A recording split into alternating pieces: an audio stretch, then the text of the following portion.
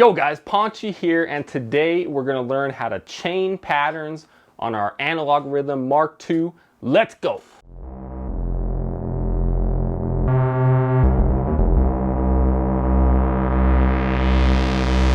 Alright guys, so I have a few patterns here in Bank B, and I want to show you how to chain them together. Now there's a couple different ways to do this.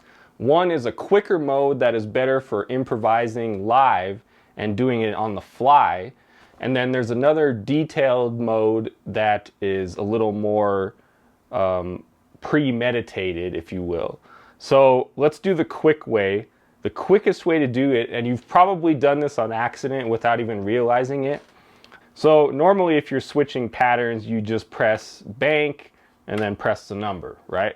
But in this case, you'd hold bank, hold the first number, and then any trigs that you press after that point will be chained to the first one. So I have pattern 1 held down. So if I press pattern 2, then it will chain pattern 2 to pattern 1. And then after that, I can press pattern 5, and that will add that to the chain as well. So the way to tell that you've made a chain is, first off, the chain button will light up here. And then also on the bottom here, B01, B02, that stands for bank and pattern. Okay, now keep in mind, the way to activate chain mode is to press the chain button. So if the button is highlighted, that means chain mode is activated. But if you want, you can go back to just playing the pattern that you're currently on. You don't have to commit to the chain, especially if you're doing quick mode and you're doing this live, and say you mess up your chain, you can just easily press the chain button, and then that way, again, you won't have to commit to that chain, and you'll be able to erase it and then start over. And when you're not in chain mode, of course, you're just stuck on the same pattern that you're currently on. So the first letter is the bank, of course, and then the numbers after that are the patterns. So the way to look at it here is if you hold down the chain button, you'll see your chain that you've made right here, and then that's that. All you have to do is press play at that point.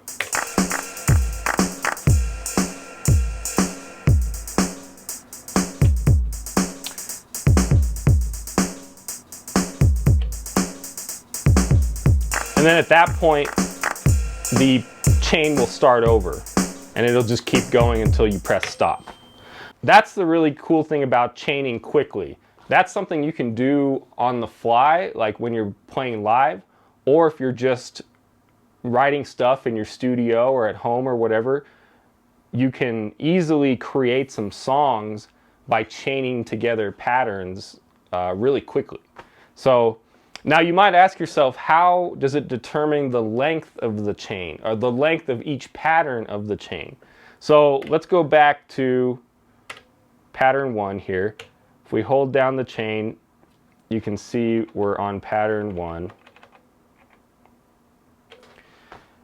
Now, the way that it determines how long the chain is in your page settings, your scale settings. Now right now, by default, of course, it'll be on normal mode, so that won't allow you to control the length of the chain of each pattern. It'll just go, the length will just go off of how long the actual pattern is. So if you have it on normal mode, if it says 16, your pattern in the chain will only be 16 steps. So you got to go over to advanced mode. And of course you do that by holding function page and then press left, press down. So right here, of course, we have the length of the pattern, and then we also have the master section, which this is where you can control how long you want your chains to be with each individual pattern. So right now the length, of course, is set to 16. So if we set this to 48, for example, then that means that the pattern will play for 48 steps. So in this case, the pattern is only 16 steps. So being as we have the master set to 48, the master length, that means that the pattern will essentially play 3 times before it moves on to the next pattern in the chain. So if we go ahead and play it, there's 1, 2, 3. Bam, it moved on to the next pattern. And you can see that, of course, by where it's at in the chain at the bottom there. See, now it's back to pattern 1. So that's the quick way to set chains. You know, that way, again, is best for live performance. Or if you just want to put together, say you just come in to your analog rhythm and you just put together a bunch of loops, or you already have a bunch of them put together, then you can start, you know, if you wanted to improvise and write a song or something, you can just easily chain together a bunch of patterns and kind of use that as like the backbone for your song. You know, that's one way to apply using chains. So now the other way is a more detailed mode, more detailed approach. Now another trick I'll tell you guys, being as we have a chain set right here and we want to get rid of it, you just go ahead and hold function and then hit the chain button, which is essentially the new chain button if you're holding function. What that does is that'll clear the chain at the bottom there, so you can start over. Another way to clear your chains is if you create another quick chain, it will overwrite the quick chain that you just made. So you don't even have to clear it. You know, say you don't like the chain you just made, just go ahead and make another quick chain. One thing to keep in mind, however, with the quick chain mode, you can only do patterns that are on the same bank. Now, why is that? Because of the inherent method of quick chaining, you have to hold the bank in order to hold the first trig and then be able to chain.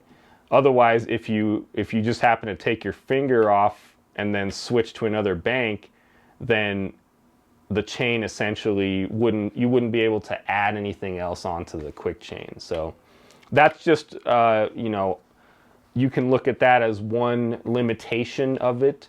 But, you know, and sometimes, especially I think in this case, you know, those limitations can be a good thing. So, but anyway, the detailed mode. So if you go ahead and hold the chain button, like we mentioned before, to view your chain, you'll of course see your chain at the bottom. Now, if you press the arrow keys, you'll notice that you have kind of a cursor. So the cursor can either be before a pattern, on a specific pattern, or after the pattern. So if you have the cursor right now, there's the little line, the cursor is before the pattern. So if we choose another pattern, say let's keep it simple to what we were doing before, let's choose B02, then what you'll effectively do is add that pattern that you just chose to wherever the cursor is. So in this case, the cursor was before the pattern that we had there, pattern 1, and now we added pattern 2 before the chain. So say you messed up, you wanted it to be the other way around, so you can put the cursor on the actual patterns in your chain, and then say we want it to be the opposite. We want it to be pattern 1 and then pattern 2 from bank B. So right now we have it on the first one. Go ahead and hit bank B, pattern 1, and that will change the pattern that the cursor was on to whatever you just chose. Now we want to change the second pattern to pattern 2, so you move the cursor over using the arrows, and once you have the pattern selected that you want to replace, go ahead and hit bank B, pattern 2. Bam. So now our chain is how we wanted it to be and how it was before. Bank B, pattern 1, bank B, and pattern 2. And then what we also had in our last chain was pattern 5. So I'm going to go ahead and keep in mind I'm holding the chain button down this whole time. So go ahead and select bank B, pattern 5. So now I have the chain that we made earlier on the quick mode setting, and we've gotten basically to the same place. But again, the cool thing about doing it this way is that you can add patterns from other banks. So now that we've got bank B, pattern 1, pattern 2, and pattern 5, let's go ahead and add one from another bank. For example, pattern C, bank C, pattern 1, and bam. Now you can see in our chain that we have bank B, patterns 1, 2, and 5, and then bank C, pattern 1. So if we play that,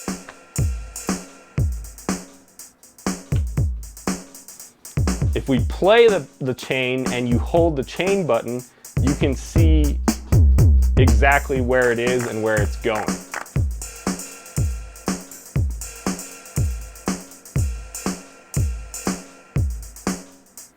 It appears that my bank C pattern 1 is a little louder. A little louder than the other patterns, so that's one thing you want to keep in mind, and make sure that your volumes are consistent if you're going to be chaining patterns like that. Chaining patterns across banks especially, because some settings are bank specific, of course. So that's pretty much it for now.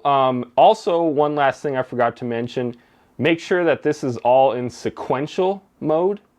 The two methods that we talked about are essentially ones that can only be in sequential mode.